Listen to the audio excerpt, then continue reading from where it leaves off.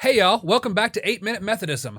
I'm Dr. Jonathan Lemaster-Smith, but you can call me Dr. J because my name's 27 letters long. I'm a professor who lives in District 12 of the Hunger Games and who explores the structures, policies, and procedures of Methodism as we try to spread hope throughout the world. I'm going to focus mainly on the United Methodist Church, and if you want to know more about me, you can check out our first video. I'll link it here, I think, as part of that. In that video, we broke down what the United Methodist General Conference is, and that it's happening in April of 2024 in Charlotte, North Carolina, about 45 minutes to an hour from where I'm sitting, depending on traffic and tractors. Basically, it's the Congress for the United Methodist denomination, and today we're going to talk more about what the General Conference does and does not do. So for that, we're going to dive back into the Book of Discipline. And speaking of the Book of Discipline, let's remember it's less a book of rules and regulations and more a collection of historical, theological, and structural resources for spreading hope. You're going to get hope a lot from me. In the Constitution, the same one from the last video, the Constitution of the denomination,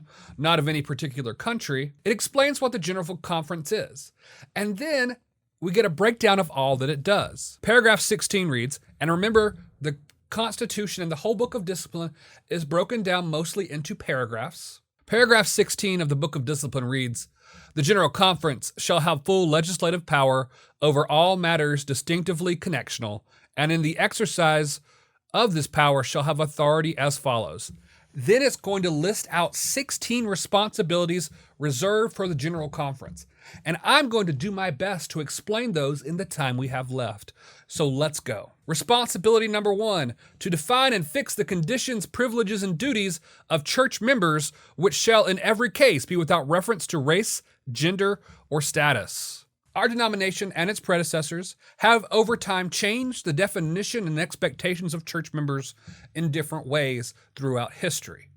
However, we wanted to make sure that church membership was the same throughout the denomination, and different groups and different places did not get to change the requirements for church membership for their area, be that based on the color of skin, national origin, gender, as well as income-based membership as part of that. Because we know we have a lot of complicated relationships with race, class, gender, sexuality, and many other things within the history of our denomination. So we want to make sure that the governing body of the denomination determines what it means to be part of that, and not let individual groups get to pick and choose who gets to be part of their group. Number 2, to define and fix the powers and duties of elders, deacons, supply preachers, local preachers, exhorters, deaconesses, and home missioners. That just listed out most of the ministry terms. There are a few we left out, but most of the ministry terms of our denomination. Elders and deacons are our ordained group. Local preachers are our licensed group. Supply preachers are a group of people who are sent to churches who may need a supply pastor, who may be clergy or laity sent to that. Exhorters, I consider those part of the lay servant ministries group. Deaconesses and home missioners are missionaries that are called and educated and then appointed through the annual conference as lay people. They're different than deacons. They are appointed particularly to serve with the poor and injustice ministries. So the General Conference determines the role, authority, and rights of all of these groups, just so that annual conferences, local churches, other iterations of the church, remember we're broken down into a bunch of different conferences, are not able to pick and choose who gets authority in their place, or who can serve where, or to lift up and move around leadership roles as opposed to having consistent leadership roles across the denomination as part of this. So it's designed to make sure that people who are called to ministry, ordained, licensed, certified, assigned in ministry, are given the rights they are due by our discipline, and it is across the board in all parts of our denomination. Number 3 is to define and fix the powers and duties of annual conferences, provisional annual conferences, missionary conferences, and congregational meetings. Essentially, what we get here is the General Conference gets to determine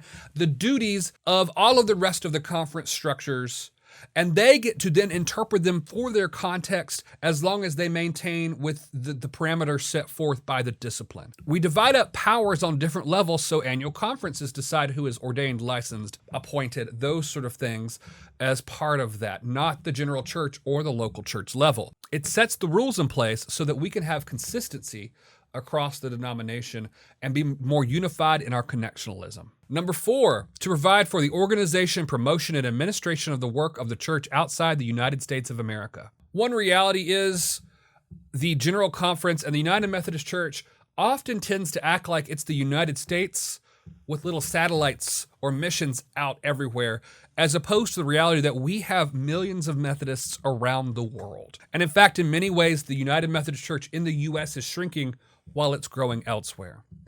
This serves as a reminder to us that we need to take into consideration the missional needs, educational needs, discipleship needs outside of our United States-centric model, and to work towards a much more globally and connectionally oriented reality that allows for leadership from around the world, allows for contextual realities from around the world to influence, and allows for creativity that moves beyond a U.S.-centric culture. Number 5 is to define and fix the powers, duties, and privileges of the episcopacy, to adopt a plan for the support of the bishops, and to provide a uniform rule for their retirement, and to provide for the discontinuance of a bishop because of inefficiency or unacceptability. The bishops are executive branches.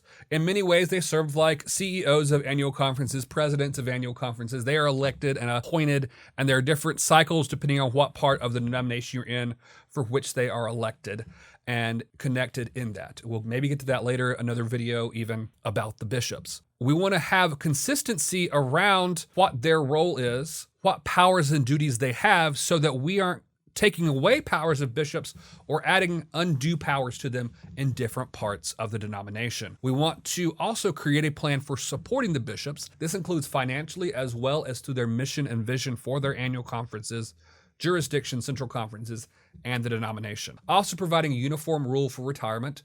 While in the U.S., particularly, bishops are established for life, they have a mandatory retirement age in which they move into retirement status and no longer serve in annual conference CEO type roles as part of that. Number 6 is to provide and revise the hymnal and ritual of the church and to regulate all matters relating to the form and mode of worship, subject to the limitations of the first and second restrictive rules. We can talk about the restrictive rules another time, but what is key here is not that we get to tell people what songs they get to sing. The hymnal is much more than just a book of songs.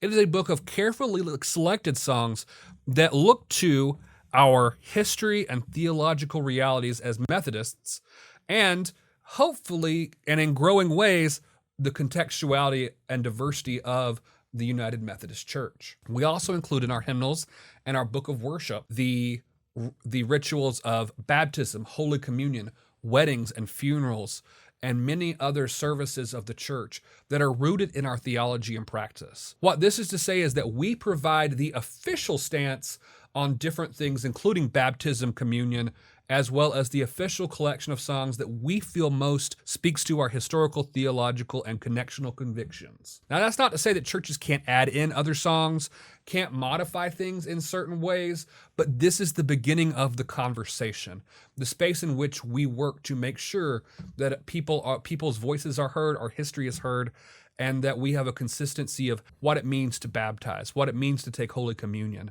and those sort of activities. Hey y'all, it's Dr. J cutting in to let you know that we're going to split this video up into 2 parts. It's probably going to be well over 20 minutes if I were to put all of this together. So I wanted to come in here and say, until I post the second half of this, if you like this video, give us a like and a subscribe. I'm really just getting started. Also, if you can, tell others about us. Share it on your social media. Share it with your church members if you're part of a church. I really just want to educate folks in an entertaining and accessible way. And if you want to, you can follow me on the socials. I'll put them on the screen here, and we'll also link them in the description. And until next time, onward to perfection, y'all.